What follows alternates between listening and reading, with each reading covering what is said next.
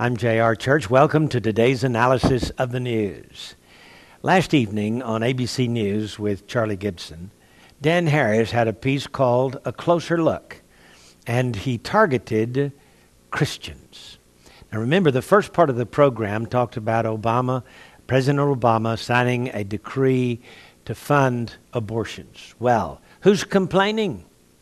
Because, according to Dan Harris, 15% of Americans now claim no religion. They are atheists. They claim there is no God. And all denominations have lost ground. So, who cares what Christians think anymore? They call it a dramatic shift in people's opinions. And this poll was put out by Religious Identification Survey on how many Americans worship. And they say that it's almost doubled. Atheists have almost doubled in the last 18 years. In 1990, there were only 900,000 atheists. Today, there are 1.6 million of them.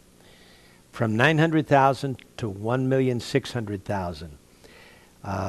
That means that we've lost a few battles, haven't we, folks? That means that Christians have not been doing what God called them to do. When Jesus said, go into all the world and preach the gospel to every creature, we haven't been doing it.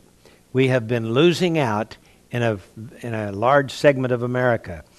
This poll did not say about the 15% who are atheists, whether they were young or old, whether they are products of the American government school system over the past 18 years, That is entirely possible that in 18 years our government school system could double the atheists, all because they frown on religion and frown on the idea of intelligent design and play up the idea that we just came from monkeys. Number two, almost all religious groups have lost followers, they said. Number three, America is becoming less Christian and less religious. In today's poll, they said that in 1990, 86% of Americans claimed to be Christian. Today, only 76%. So we've lost 10% who identify as Christians. Now they say among those with no religion, they are a larger single group than any single denomination today. For example, in the last 18 years, almost all religious denominations have lost ground. The Methodists in 1990 claimed 8% of Americans. Today, only 5% of Americans. The Baptists in 1990 claimed 19.3% of Americans. Today, only 15.8% of Americans. Now, can you imagine there are as many atheists in America as there are Baptists? And that's the largest denomination.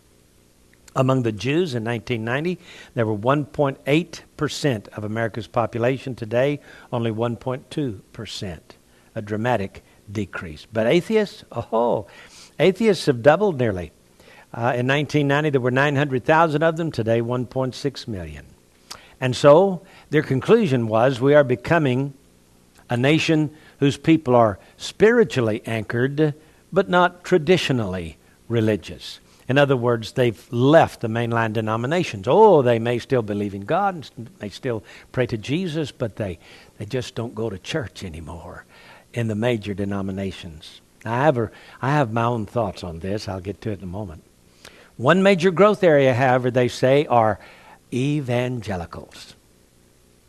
In 1990, evangelicals only claimed 5% of Americans. Today, 11.8%. In other words, the mainline denominations are losing while the evangelical Christians are growing. They have doubled.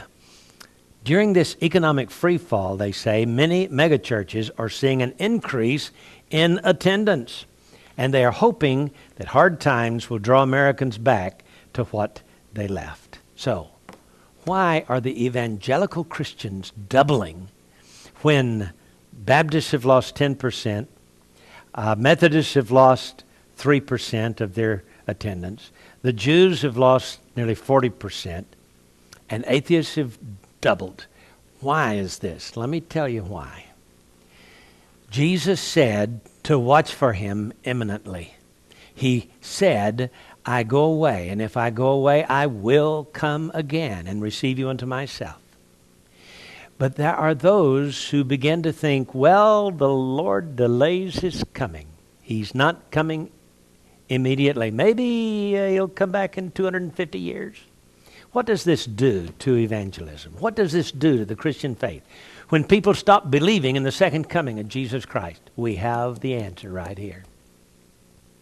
When you stop preaching the second coming from the pulpit, you begin to lose your congregation. When you stop going out and witnessing and winning people to Christ because they need to be saved from a hell in the future and a heaven in the future, they need to be saved for heaven and from hell. When you forget about the fact that Jesus is coming back to raise the dead and take the Christians to heaven and the hell and sinners to hell, then you lose your motivation for soul winning. That's it. Now, there are some who would say, oh, let's not talk about the second coming because that gets people more interested in he's coming back, so we don't need to build this new building. We don't need to build this new auditorium. We don't need to spend the money on this new gymnasium or whatever. My friend, when you stop preaching the second coming of Jesus Christ, for whatever reason you conjure up, you begin to lose your congregation. So, evangelicals have doubled more than doubled, from 5% to nearly 12% in the last 18 years. Why is that? Now, I cannot tell you that every one of them preached the second coming of Jesus Christ, but I want you to know that there are a lot of preachers out there who are still preaching that Jesus is coming back. And remember, in Matthew chapter 24, when this servant said, my Lord delayeth his coming, he did not say, my Lord's not coming back. He just says, well, he's just putting it off. He's just not going to come right away. And what happened to him? Well, he began to beat his servants. It says, and shall begin to smite his fellow servants and to eat and drink with the drunken. And the Lord of that servant shall come in a day when he looketh not for him, and an hour when that he is not aware of, and shall cut him asunder and appoint his portion with the hypocrites. There it is. Anyone who does not believe in the second coming of Jesus Christ at any moment is a hypocrite. Comes from the mouth of Jesus himself. Whoa.